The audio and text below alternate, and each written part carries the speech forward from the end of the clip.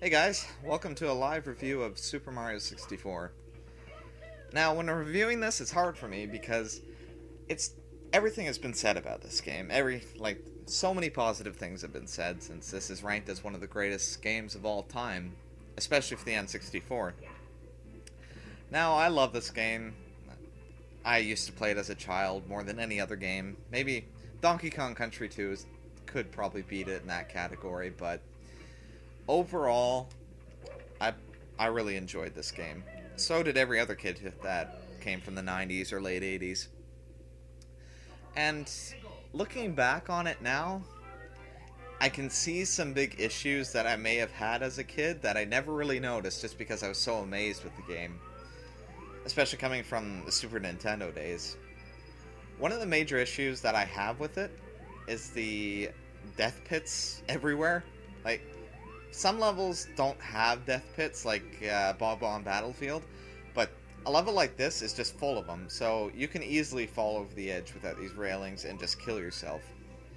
And these death pits make an issue later on because some stars require you to make some pretty difficult jumps to get over the pits.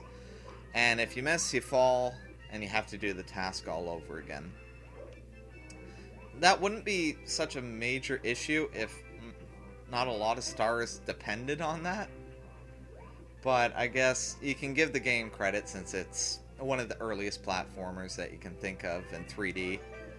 So they gotta start somewhere.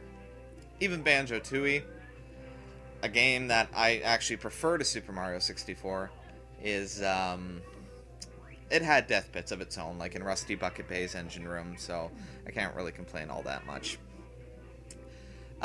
Some great things about this game are the controls. The controls respond amazingly, unless you're like me who has these really bad controllers from years of use with wobbly control sticks, which kind of limits Mario's abilities, I guess, because he can't run as fast, at least from what I've noticed. I'm not too sure if I can confirm that.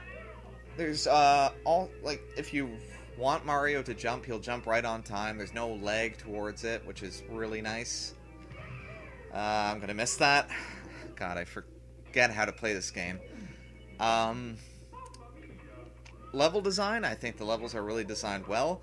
Some better than others, like a level like Cool Mountain, that's designed really well. But a level like Wet Dry World, it's kind of just really random. I won't be able to show it in this video, but for those who have played it, you might be able to kind of agree with me on that. A big problem I have with a lot of levels is actually the backgrounds that you really can't see. Behind these shapes, I guess, shapes of hills, there's just like one static image stretched out. Here it's just the sky, so you really don't notice it that much.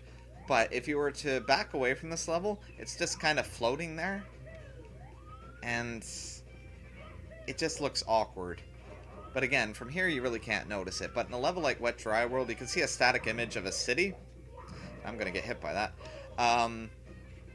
And it just looks really bad, even for N64. Come on, even for N64 standards. But I don't want to gripe on it too much because again, it's the early days. A level like this, the first level, you can't expect too much from it design-wise. But I think this is probably one of the most memorable ones in the game. Another one being probably... Come on, get that. Whomp's Fortress. Just because it's the earliest levels in the game. But I feel those are the ones I played the most. What else can I say about this? Like, there's a lot of amazing stuff to the game. Those were only a few gripes I had. One of the other main gripes is going through this castle. It's kind of empty. You can blame that on Bowser, but it would be nice to have some more even toads around here. There's very few toads defined in this level, or this castle, and just it's sparse besides that, which makes it kind of weird to play. And I guess in a sense kind of eerie. But I just wish they kind of would have used the space they had to either add extra even enemies in the castle, or just extra allies who will just say dialogue to you. I can't think of any really other big allies at the time that Mario would have, like maybe Wario or Waluigi. Just avoid my playing right here, it's not so great. But yeah, it'd be nice to have some of those characters. Hey, even Luigi, which was supposed to be in this game, supposedly. And, like, they should have just worked with that. It would have been a more lively game. Like, compared to a game like Banjo-Kazooie, where the worlds just feel lively, because there's more to do in them. And they use the space really well. But again, those games are 2 years apart, so I can't really harp on that too much. It would just be a way of possibly improving it if I was to go back in time and give them some ideas. But again, it's a great game. Those are only a few gripes I have with it. Maybe glitches like that. And excuse my horrible playing. It's hard to play while playing live and not knowing what to do. Bosses in this game, they're really forgettable except for the Bowser fights, because most bosses, like in all Mario games, just take 3 hits. So they're really no match for you. Especially ones like Wiggler, who really don't even attack you at all. Any other bosses I can think of is probably Womp in this. But again, he takes 3 hits. You can also do that glitch through him. But the Bowser fights are basically the pinnacle of the boss battles. Because you go there, those are really memorable parts of the game. A lot of people remember it, and a lot of people would have difficulty with it, especially nowadays when you have to get used to the joystick again and what trajectory to actually throw them at.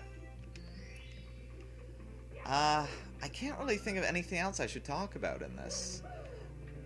If I was to give it a rating, I would definitely give it a 9 out of 10. A lot of people would probably disagree with me and say, no, this is a perfect game. It's the best ever made. Yeah, I do agree it's fantastic, but it's just, looking back on it now, it just doesn't have the same appeal to me as it used to. I guess kind of being spoiled with newer games and newer platforms. You gotta give it credit for what it did. It launched 3D platforming, but I compare it also to games like Crash Bandicoot that came out the same year, and how different and more lively that felt compared to this. But again, 2 different companies making the games. So yeah, I give the game a 9 out of 10. If it wasn't for those small flaws, I would probably give it a 10. But as of now, it would be a 9. So if you guys agree with me or disagree with me, just put it in the comments and tell me what you think. And yeah, that's it. You guys have a good day.